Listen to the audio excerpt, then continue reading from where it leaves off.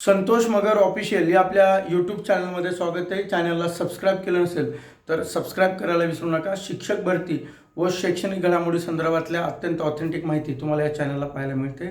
मित्रांनो, सध्या मुंबईमध्ये अर्थसंकल्पीय अधिवेशन सुरू आहे आणि या अर्थसंकल्पीय अधिवेशनामध्ये आमदार विविध प्रश्न त्या ठिकाणी मांडतात आणि त्या प्रश्नाला संबंधित मंत्री जे काही उत्तरं देतात ते उत्तरं नेमके काय असतात किंवा त्या बाबतीमध्ये अनेकांना उत्सुकता असते, कारण प्रत्येकाचे प्रश्न त्या रिलेटेड असतात.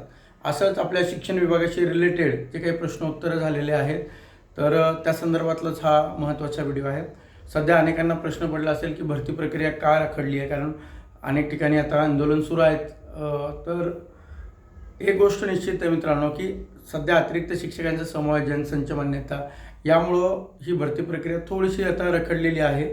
त्यामुळं आता काही जण पुण्यात आंदोलन करत आहे, परंतु एक गोष्ट निश्चित आहे मित्रांनो की आंदोलन आता 50 प्रेफरन्सचा जो विषय आहे तो विषय जी सुकाणू समिती आहे त्यांची जी मागं बैठक झाली होती त्या बैठकीच्या माध्यमातून त्यांनी ते प्रस्ताव जो आहे तो मुंबईला पाठवला आहे.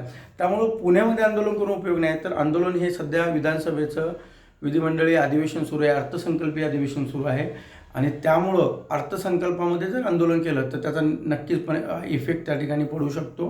कारण जे आयुक्त कार्यालयाच्या हातात आहे किंवा जे सुकाणू समिती स्थापन केलेली आहे, परीक्षा परिषद आहे, त्यांच्या हातामध्ये जे आहे ते तर ते निश्चितपणे करतील. परंतु हे जे काही धोरणात्मक बाबी आहेत, जे 50 प्रेफरन्स असेल, जे महत्त्वाचा सध्या विषय आहे, भरती प्रक्रिया असेल, तो विषय हा मंत्रालयातून होण्यासारखा आहे तो तिथूनच होईल. त्यामुळं आंदोलन करायचं असेल किंवा पाठपुरावा करायचा असेल तर तुम्हाला मुंबईतच करावं लागेल. बाकी ठिकाणी आंदोलन करून त्या ठिकाणी फायदा तेवढा पाहिजे तेवढा होऊ शकणार नाही.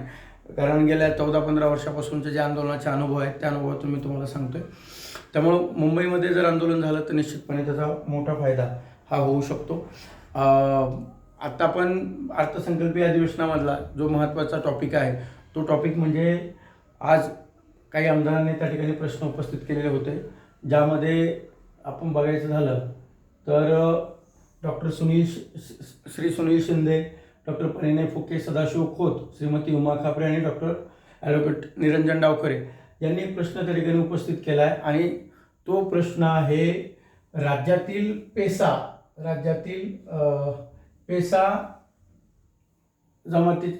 पेसा शिक्षकांची रिक्त पदे भरण्यासंदर्भातला हा प्रश्न आहे. आणि या प्रश्नाला त्या ठिकाणी उत्तर देताना जवळपास 1 2 3 4 5 आमदारांनी हा प्रश्न उपस्थित केला आहे. आणि तो प्रश्न आहे की राज्यातील पेसा क्षेत्रातील अनुसूचित जमातीच्या शिक्षकांची रिक्त पदे भरण्याबाबतचा हा विषय आहे. आता मित्रांनो लक्षात घ्या की हा जो काही प्रश्न आहे तर याला उत्तर देताना म्हणजे काही जो प्रश्न विचारलेला आहे तो प्रश्न त्या ठिकाणी असा आहे की राज्यातील 13 आदिवासी बहुल जिल्ह्यातील अनुसूचित पेसा क्षेत्रात अनुसूचित जमातीच्या शिक्षकांची 17,000हून रिक्त पदे हे सध्या पदे रिक्त आहेत असल्याची माहिती शालेय शिक्षण आणि क्रीडा विभागाच्या प्रधान सचिव यांना शिक्षण आयुक्त पुणे यांनी दिनांक 24 जुलै 2023 रोजी पाठवलेल्या पत्रातून कळवलेले आहे. त्या ठिकाणी त्यांनी ते सांगितलेलं होतं. म्हणजे राज्यामध्ये जर पेसा क्षेत्रातील 13 आदिवासी बहुल जिल्ह्यामध्ये जर बघायचं झालं तर 17,033 पदे रिक्त त्या ठिकाणी दाखवले. आता 17,033 पदे जर म्हटले तर हे फक्त पेसा क्षेत्रातील आहे, म्हणजे फक्त STच्याच जागा त्याच्यामध्ये असतील. तर असं नाही की जो मागचा जे आपण बघितला त्यामध्ये 50% खुल्या प्रवर्गाला सुद्धा भरण्यासंदर्भामध्ये शासन निर्णय त्या ठिकाणी आलेला आहे. त्यामुळे हे पदे 17,000 पदामध्ये जर 50% पकडलं तर 8 ते 9,000 पदं हे फक्त 13 जिल्ह्यामध्ये आदिवासी बहुल जो जिल्हा आहे त्या जिल्ह्यामध्ये त्या ठिकाणी आपल्या पवित्र पोर्टलला येतील. असे असतानाही अद्यापर्यंत पदभरती करण्यात आली नसल्यामुळं तात्पुरत्या मानधनावर किंवा अतिरिक्त कार्यभारावर शिक्षण दिले जात आहे. तसेच सदर रिक्त पदामुळे अमरावती, नाशिक, ठाणे, पालघर, नंदुरबार, गडचिरोली, चंद्रपूर, पुणे, अहिल्यानगर आदी आदिवासी बहुल जिल्ह्यामध्ये शैक्षणिक गुणवत्ता घसरत असून विद्यार्थ्यांचा शिक्षणावर प्रतिकूल परिणाम होत आहे. हे खरे आहे काय? या पद्धतीचा प्रश्न त्या ठिकाणी उपस्थित केलेला आहे. त्यानंतर आणखीन तिथं प्रश्न उपस्थित केला आहे की असे असे असल्यास एक मिनिट असे असल्यास हां शिक्षणाप्रती परिणाम हे खरे आहे काय असल्यास पेसा क्षेत्रातील या ठिकाणी सांगितले की पेसा क्षेत्रातील आदिवासी शिक्षकांची सर्व रिक्त पदे तातडीने भरण्यात यावी अशी मागणी ट्रायबल फोरम या संघटनेने पुणे आयुक्तालयाकडे त्या ठिकाणी केली. म्हणजे जे आदिवासी संघटना आहे त्यांनी त्या ठिकाणी केलेली आहे. हे खरे आहे काय असल्यास उक्त प्रकरणी शासनाने चौकशी केली काय, चौकशीत काय निष्पन्न झाले व त्या अनुषंगाने पेशा क्षेत्रातील शिक्षकांची सर्व रिक्त पदे वेळेत भरण्यासाठी कोणती कार्यवाही व उपाययोजना केली, तसेच 5 वर्षापासून सुरू असलेल्या भरती प्रक्रियेत जबाबदार असणाऱ्या संबंधित दोषीवर कोणती कारवाई केली व करण्यात येत आहे, नसल्यास विलंबनाची कारणे काय आहेत. या पद्धतीने हे लागून असे 5 प्रश्न उपस्थित केले होते.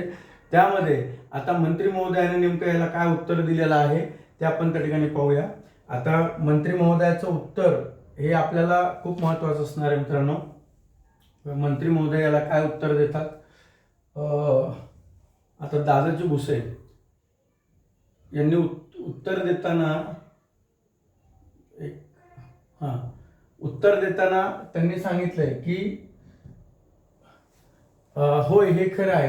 पहिल्या प्रश्नाला जे उपस्थित केलेलं आहे की होय हे खरे आहे. त्यानंतर 2 व 3 राज्यातील सर्व स्थानिक स्वराज्य संस्था व खाजगी व्यवस्थापनाच्या अनुदानित अंशतः अनुदानित शाळांमधील शिक्षकांची पदभरती म्हणजे शिक्षक अभियोग्यता बुद्धिमत्ता चाचणीमध्ये मिळालेल्या गुणाच्या आधारे पवित्र पोर्टल या संगणकीय प्रणालीद्वारे केली जाते. पेसा क्षेत्रातील आरक्षणाबाबत मान्य सर्वोच्च न्यायालयामध्ये विशेष अनुज्ञा याचिका क्रमांक 22-109/2023 दाखल असल्याने पेसा क्षेत्रातील 17 संवर्गातील पदभरतीच्या कार्यवाहीस सामान्य प्रशासन विभाग यांच्याकडून स्थगिती देण्यात आली होती.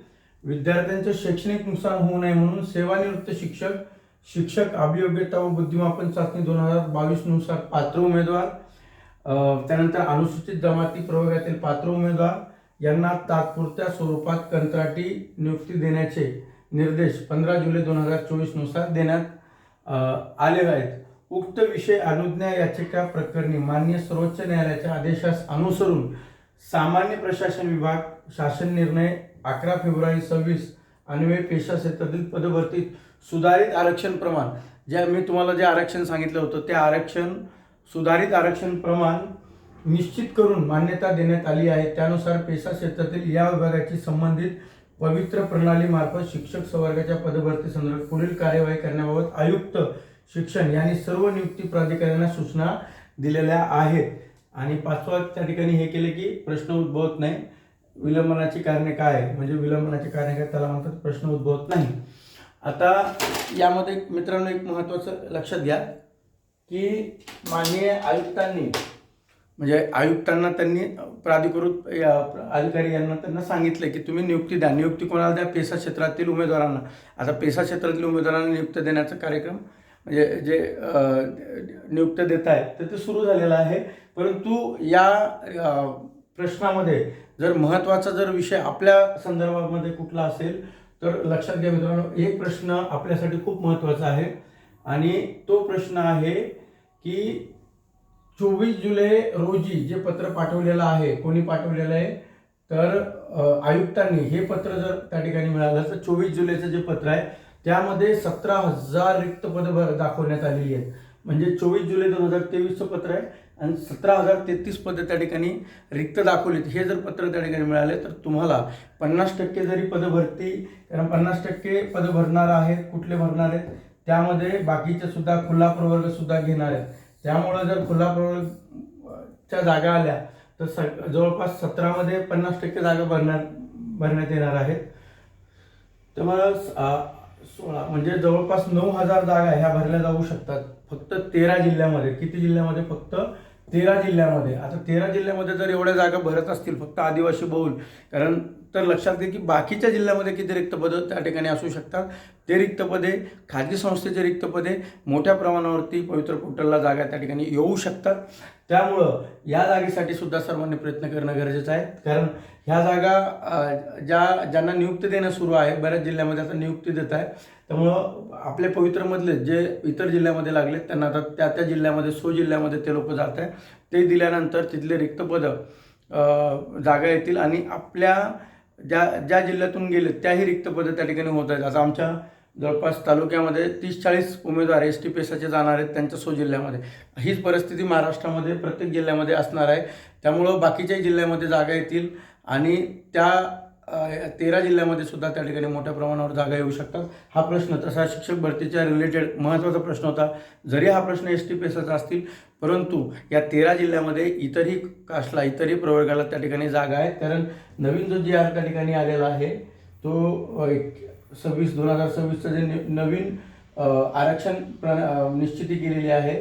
हा दिनांक 11 तारखेचा 11 फेब्रुवारीचा जो GR आहे तो GR खूप महत्त्वाचा आहे आणि या GRनुसार जर 50% पदभरती केली तर बाकी कास्टला त्या ठिकाणी मोठ्या प्रमाणावरती जागा आहेत. तर अजून आणखीन काही प्रश्न उपस्थित केलेले आहेत ते बघूया आपण उद्याच्या व्हिडिओमध्ये. जर व्हिडिओ आवडला असेल तर आपल्या मित्रांना फॉरवर्ड करायला विसरू नका. कारण यानंतर तुम्हाला अत्यंत ऑथेंटिक आणि महत्त्वाचे अपडेट्स तुम्हाला या चॅनलला पाहायला मिळतील. चॅनलला सबस्क्राईब करायला विसरू नका. धन्यवाद.